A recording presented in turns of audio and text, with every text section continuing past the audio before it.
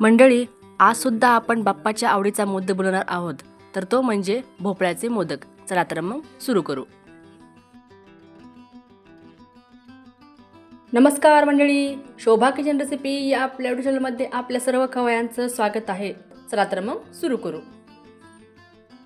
इथे गॅस चालू करून त्यावर कढई ठेवून घेतली आहे। आता या कढईत 2 चमचे तेल टाकून घेऊ। तुम्ही तेलाऐवजी बटर, तूप काहीही वापरू शकता। तर ते तेल गरम झालेलं आहे। आता या तेलामध्ये इथे 1 वाटी लाल भोपळा त्याच्यावरची साल काढून जे तुकडे बनवून घेतलेले आहेत यामध्ये टाकून घेऊ। गॅस एकदम मध्यम ठेवायचा आहे। आता याला परतून घेऊ।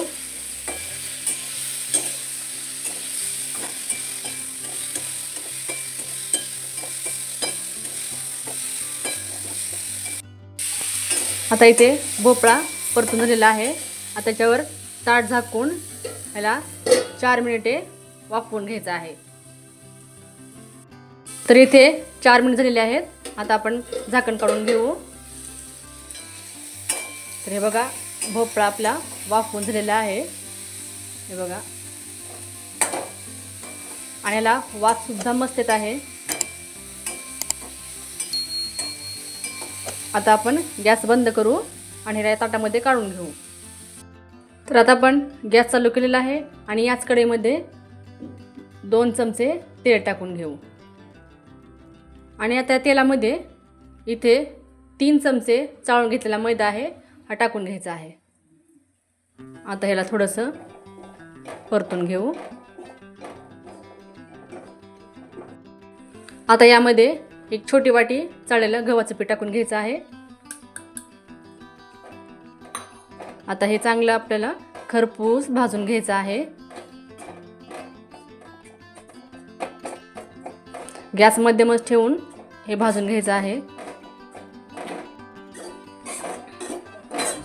पिठाला थोडासा वास येईपर्यंत भाजून घ्यायचा आहे। खरपूस भाजून घेतल्याने आपले मोदक एकदम टेस्टी होतात। तर ह्याला मंद गॅसवरच भाजून घ्यायचं आहे। सतत हलवत राहायचं आहे, करपू द्यायचं नाही।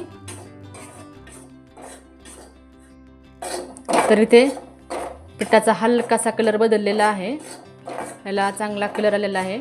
आता आपण गॅस बंद करून घेऊ आणि आता ह्याला ताटामध्ये काढून घेऊ। आता आपण मिक्सरचं भांडं घेतलेलं आहे आणि ह्या भोपळ्याचे तुकडे आता थंड झालेले आहेत याच्यामध्ये टाकून घेऊ। आता याची बारीक पेस्ट करून घ्यायची आहे। याच्यामध्ये तुम्ही थोडंसं दूध किंवा पाणी सुद्धा टाकून वाटून घेऊ शकता। आता आपण हे वाटून घेऊ। तर आपण थोडंसं वाटून घेतलेलं आहे। आता याच्यामध्ये हे 3 चमचे दूध आहे, हे दूध टाकून घ्यायचं। आता परत आपल्याला मिक्सरवर फिरवून घ्यायचं आहे। आता इथे भोपळा वाटून झालेला आहे, याची आपण बारीक पेस्ट केलेली आहे। हे आता वाटीत काढून घेतलेलं आहे। आपण परत गॅस चालू करून घेतलेला आहे आणि त्यावर कढई ठेवलेली आहे। आता या कढईमध्ये हे भोपळ्याचं वाटलेलं टाकून घ्यायचं आहे। आता ह्याला परतून घेऊ।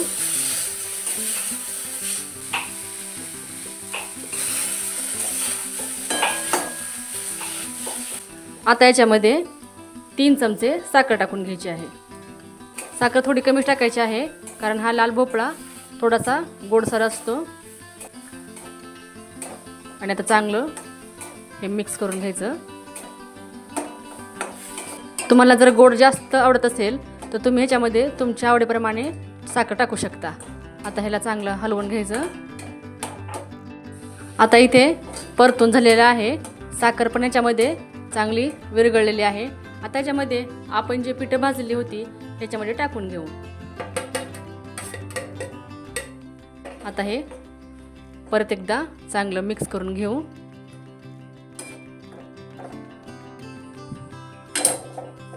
आता हे चांगलं एकजीव करून घ्यायचं आहे। जर आवश्यकता असेल तर ह्याच्यामध्ये थोडंसं दूध किंवा पाणी टाकून घ्यायचं। आता याच्यामध्ये अर्धा चमचा वेलची पूड टाकून घेऊ। आता हे चांगलं मिक्स करून घ्यायचं. गॅस एकदम बारीकच ठेवायचा आहे.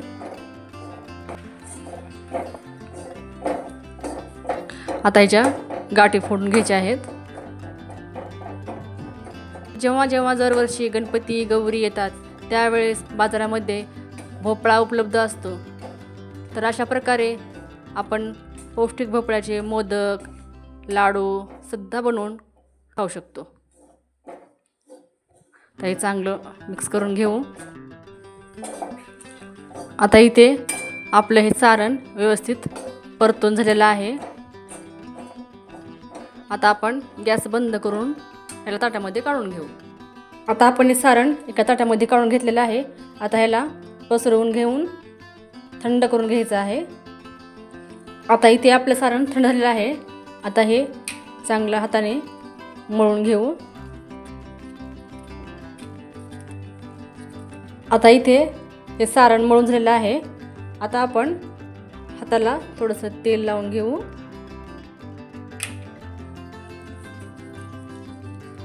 हातातच तेल ह्या मोदकाच्या साच्याला लावून घ्यायचं आहे. आणि आता हे बंद करून याचा एक गोळा घेऊ. असा गोळा करून त्यामध्ये भरून घ्यायचं आणि असं चांगलं बोटाने दाबून घ्यायचं.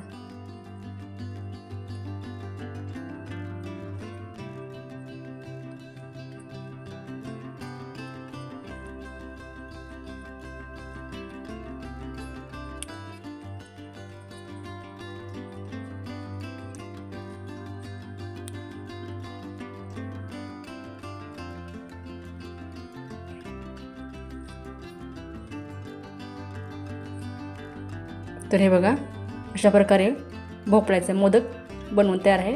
अशाच प्रकारे आपण दुसरेही मोदक बनवून घेऊ. तर इथे आपले भोपळ्याचे मोदक बनवून तयार आहेत. तुम्ही अशा प्रकारे नक्की बनवून बघा आणि कसे वाटते ते कमेंट्समध्ये सांगा. व्हिडिओ आवडल्यास व्हिडिओला लाईक करा, शेअर करा आणि अशाच प्रकारचे नवीन व्हिडिओ पाहण्यासाठी चॅनलला सबस्क्राईब जरूर करा. धन्यवाद.